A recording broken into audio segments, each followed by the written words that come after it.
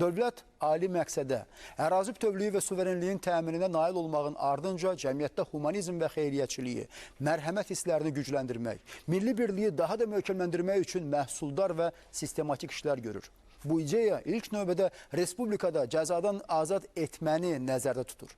Cəzadan azad olunacaq şəxslərin qanunlara dönmədən əməl edəcəklərinə və ölkənin inkişafına töhfə verəcəklərinə inamı formalaşdırır. Prezident İlham Əliyev bu günlərdə müstəqillik dövrünün ən böyük amnistiya təşəbbüsünü irəli sürməsi məhz həmin məramı özündə ifadə edir. Xatırladaq ki, 1995-ci ildən etibarən qəbul edilən 12 amnistiya aktı ilə 130 mindən artıq şəxs azadlığına qovuşub. Ümumilli lider Heydər Əliyev tərəfindən 1995-2003-cü illərdə 32 əfv fərmanı imzalanıb. 7 amnistiya aktı qəbul edilib. Prezident İlham Əliyevin təşəbbüsü əsasında 2021-ci ildə 8 noyabr Zəfər günü münasibəti ilə elan edilən amnistiya aktı 17.267 nəfərə şamil olunub. Prezident İlham Əliyev 2003-2025-ci illər ərzində 39 əfv sərəncamı imzalayıb. 5 amnistiya aktı qəbul edilib. Birinci vitse-prezident Mehriban Əliyevanın irəli sürdüyü təşəbbüslə 2007, 2009, 2013 və 2016-cı illərdə amnistiya aktları qəbul olunub və bu aktlar 10 minlərlə insanı əhatə edib.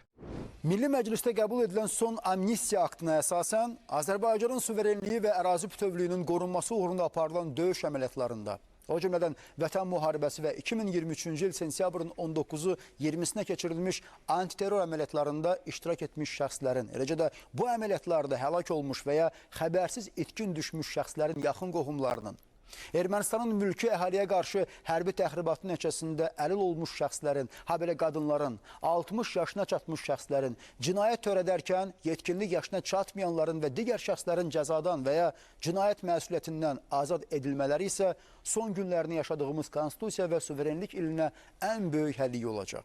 Süjet izləyək.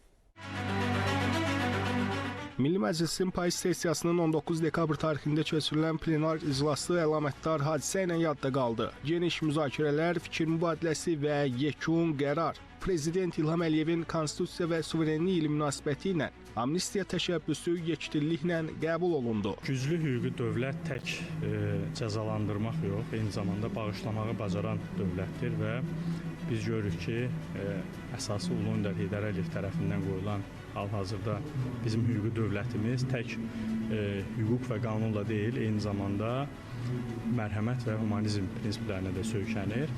Və cənab prezident tərəfindən yeni il öncəsi, Dünya Azərbaycanlıların Həmrəylik günü öncəsi belə bir təşəbbüsün irəli sürülməsi bir minlərlə ailədə mən deyərdim ki, sevincisi yaradacaq. Dövlətin sərt üzü olduğu kimi yumuşaq üzü də var və indiki şəraitdə yalnız güclü dövlətlər, özünə güvənən, vətəndaşına etimad edən dövlətlər bu qəbildən olan amnistiya aktlarını həyata keçirir. Bu həmçinin dövlətin humanizm prinsiplərindən çıxış etdiyini, Azərbaycanda bütövlükdə o öndərdən başlayaraq humanizm dəyərlərinin dövlət siyasətinin təməl xəttini təşkil etdiyini bir daha vurğulayır.